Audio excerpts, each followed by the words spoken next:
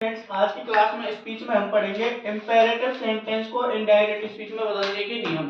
जो imperative sentence होते हैं उन्हें इनडायरेक्ट स्पीच में किस प्रकार से बदला जाता है। सबसे पहले जानना होगा कि इंपेरेटिव सेंटेंस होते क्या हैं। इंपेरेटिव सेंटेंस होते हैं आज्ञार्थक वाक्य, जिनमें हमें आदेश, निवेदन, कमांड आदि का भाव प्रकट होता है, तो वो होते हैं हमारे इंपेरेटिव सेंटेंस। तो इनका इनडायरेक्ट स्पीच किस प्रकार से बनाया जाता है आज वो देखना है। ये वाक्य हमारे चार प्रकार से शुरू होते हैं। पहला बी फर्स्ट। बी फर्स्ट का मतलब वर्ब की फर्स्ट फॉर्म से शुरू होने वाले। Don't plus be first. Don't be first का मतलब सबसे पहले डोंट आएगा, उसके बाद में वर्ब की फर्स्ट फॉर्म। प्लीज काइंडली से भी शुरू होते हैं और लेट से भी शुरू होते हैं। तो इन्हें इनडायरेक्ट स्पीच में किस प्रकार से बदला जाता है, उन नियमों या परिवर्तनों के बारे में आज हम देखते हैं। सबसे पहला नियम है इंपेरेटिव सेंटेंस को इनडायरेक्ट स्पीच में बदलने के लिए। जो हमारा सैड होता है, जो हमारा ये सैड टू या सैड होता है, इसे हमें टेंस के भाव के अनुसार, जो हमारा आरबी के टेंस में सैड टू या सैड आता है, उसे हम टेंस के भाव के अनुसार किस प्रकार से बदलते हैं। टेंस के भाव के अनुसार ordered,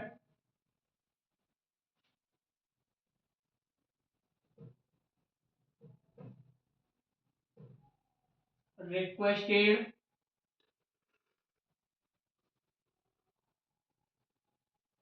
commanded, ordered, requested, commanded और सजेस्टेड में बदल देते हैं। सेड या सेड टू की जो फॉर्म आती है उसे हम टेंस के भाव के अनुसार, जैसे कि टेंस में कौन सा भाव होता है, यदि हमें आदेश का भाव हो रहा है तो ऑर्डर में बदल देंगे। निवेदन का भाव हो रहा है तो रिक्वेस्टेड में बदल देंगे। कोई सैन्य अधिकारी का आदेश है तो उसे कमांडेड में बदल देंगे। और यदि हमें किसी सुझाव या प्रस्ताव का हो रहा है तो हम उसे सजेस्टेड में बदल देंगे। सेकंड नियम आता है कि इसमें जो हम करेक्टिव लगाते हैं, अभी तक हमने कनेक्टिव सिंपल सेंटेंस में कनेक्टिव देखा था, दैट का प्रयोग करना है। इंपेरेटिव सेंटेंस में देखा था इफ का प्रयोग करना था। और डब्ल्यू एच वर्ड वालों में देखा था कि जो डब्ल्यू एच वर्ड दिया जाता है उसी का प्रयोग करना है। लेकिन इंपेरेटिव सेंटेंस में जो कनेक्टिव होता है, दोनों कॉमा को हटाकर और दोनों सेंटेंस को जोड़ने के लिए जो कनेक्टिव प्रयोग करना है वो है हमारा टू। इंपेरेटिव सेंटेंस में इनडायरेक्ट स्पीच बनाते समय हमें कनेक्टिव टू का प्रयोग करना है। उसके बाद में टू के बाद हमेशा वी फर्स्ट का प्रयोग करना है। कनेक्टेड टू लगाने के बाद हमेशा हमें वर्ब की फर्स्ट फॉर्म का प्रयोग करना है।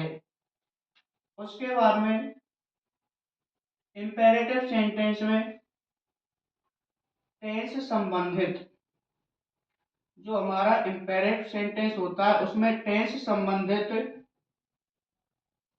कोई परिवर्तन नहीं होगा।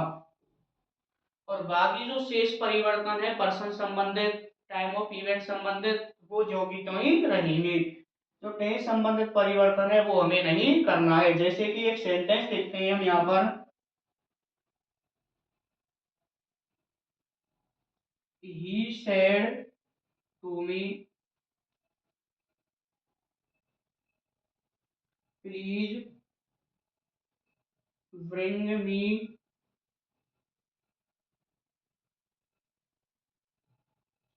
Some water.